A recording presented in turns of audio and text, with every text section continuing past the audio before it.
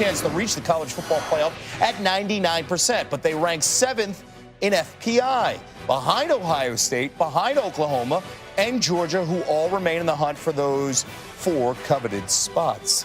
Great to have College Game Day's Kirk Herbstreit join us here on SportsCenter. And Herbie, what impact should the Buckeyes win over the Wolverines have on their entire body of work, considering that ugly loss at Purdue and the close wins over Nebraska and Maryland in the last month?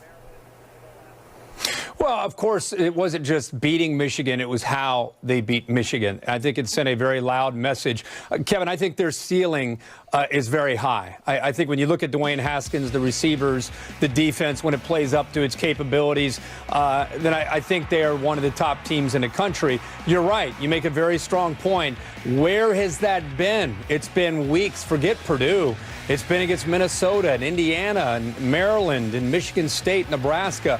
It's been going on, and I think that's what would drive Urban Meyer crazy. He'd show up at a Monday press conference, and it felt like he lost because the team, or because the vibe around the team was very negative, and he'd be the first one to tell you he couldn't figure it out. And it took them being an underdog at home against Michigan to finally bring it out. Now, the thing that they'll have to do is back that up in Indianapolis against a very good Northwestern team to show that that's who they are and that's where they're trending, because, like I said, their ceiling, I feel, is very high, and that would be their best case to be able to say we deserve to go past in Oklahoma. It won't be this week. It could be next week if they back up that Michigan win with another very, very strong performance against Northwestern. It'll take that for them to possibly do that. All right, Kirk, here we go with the Oklahoma question. Not many can score like the Sooners, led, of course, by their dynamic quarterback in Kyler Murray, but it's the defense that's the center of attention. How should we judge Oklahoma's defense when it comes to their playoff chances?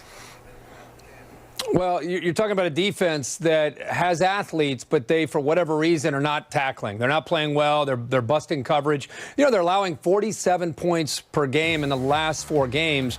They're fortunate to have Kyler Murray in that offense where they can outscore people, and that's been the reason I think we have this discussion with Oklahoma. Let's face it. I mean, more than likely, it could come down to a Oklahoma-Ohio State discussion at the end of this weekend. I really look at this as these guys are trial attorneys. Both these teams are going to go right up the end and have a closing argument and a chance, in OU's case, to play Texas, to showcase who they are and where they are, and to be able to say this is Oklahoma. And they've got 60 minutes to do that in the afternoon, noon Eastern.